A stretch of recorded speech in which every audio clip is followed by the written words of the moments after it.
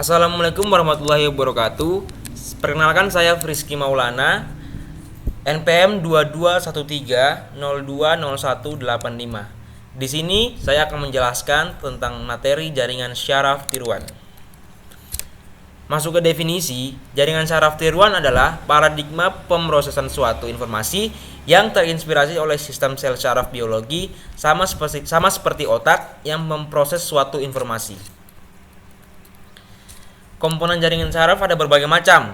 Yang pertama bobot, input, fungsi aktivitas, output, neuron layers atau hidden layer, dan algoritma pembelajaran. Di samping kanan ada penjelasan dari gambarnya. Penjelasan bobot itu seperti apa, input dari neuron lain, fungsi aktivitas, outputnya menuju bobot, dan output ke neuron lain. Selanjutnya, arsitektur jaringan syaraf tiruan terdiri dari single layer net, multi layer net, computative layer net. Penjelasannya, single layer net, jaringan dengan lapisan tunggal hanya memiliki satu lapisan dengan bobot-bobot terhubung. Jaringan ini hanya menerima input, kemudian secara langsung akan mengolahnya menjadi output tanpa harus melalui lapisan tersembunyi. Dengan kata lain, ciri-ciri dari arsitektur syaraf dengan lapisan tunggal adalah hanya terdiri dari satu lapisan. Maksudnya hanya terdiri dari satu lapisan input dan satu lapisan output tanpa lapisan tersembunyi. Di samping kiri ada contoh gambarnya, input layer menuju output layer dan sebagainya macamnya. Selanjutnya multi layer net, penjelasannya jaringan dengan banyak lapisan memiliki satu atau lebih lapisan yang terletak di antara lapisan input dan lapisan output, memiliki satu atau lebih lapisan tersembunyi. Umumnya ada lapisan bobot-bobot yang terletak di antara dua lapisan yang bersebelahan. Jaringan dengan banyak lapisan ini dapat menyelesaikan permasalahan yang lebih sulit daripada jaringan dengan lapisan tunggal, tentu saja dengan pembelajaran yang lebih rumit. Selanjutnya, computative layer net.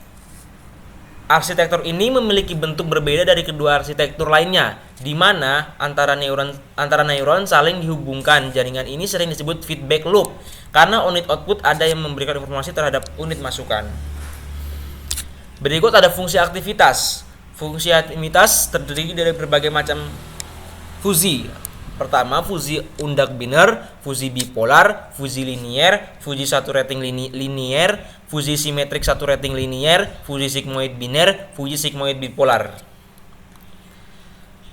Masuk ke algoritma pembelajaran, yaitu ada dua, supervised learning atau metode pembelajaran terawasi dan unsupervised learning atau metode pembelajaran tak terawasi. Tujuannya adalah untuk melakukan pengaturan terhadap bobot-bobot yang sesuai dengan pola data yang dilatih. Supervised learning memiliki arti metode pembelajaran pada jaringan syaraf disebut terawasi jika output yang diharapkan telah diketahui sebelumnya. Misalkan, jaringan syaraf akan digunakan untuk mengenali pasangan pola, misalkan pada sebuah operasi logika, matematika, AND. Pada proses pembelajaran, satu pola input akan diberikan ke satu neuron pada lapisan input. Pola ini akan dirambatkan ke sepanjang jaringan syaraf hingga sampai ke neuron pada lapisan output. Lapisan output ini akan membangkitkan pola output yang nantinya akan dicocokkan dengan pola output targetnya. Apabila terjadi perbedaan antara pola output, hasil pembelajaran dengan pola target, maka akan muncul error. Apabila nilai error ini masih cukup besar, berarti perlu dilakukan lebih banyak pembelajaran lagi. Model-model pembelajaran yang menggunakan supervised learning diantaranya adalah backpropagation, bidirective associative memory atau BAM, dan Hopfield. Unsupervised learning, metode pembelajaran yang tak terawasi maksudnya tidak memerlukan target output.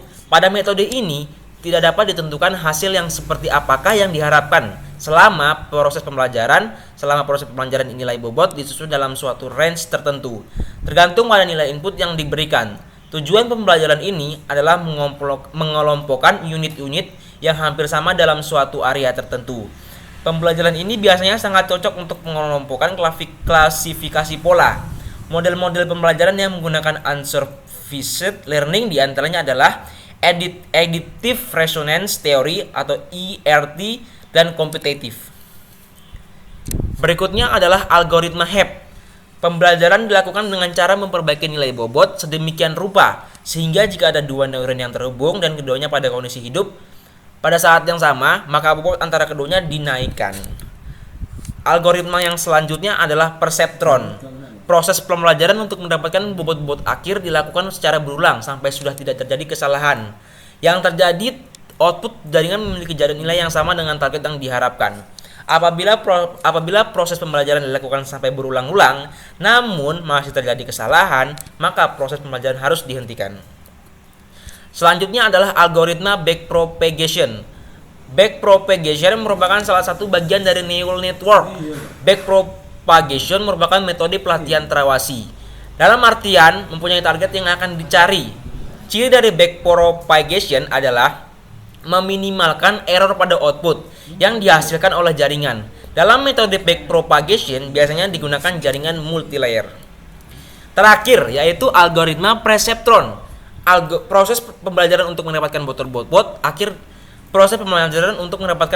akhir dilakukan secara berulang sampai sudah tidak terjadi kesalahan. Yang terjadi apabila proses pembelajaran dilakukan sampai berulang-ulang namun masih terjadi kesalahan, maka proses pembelajaran harus dihentikan.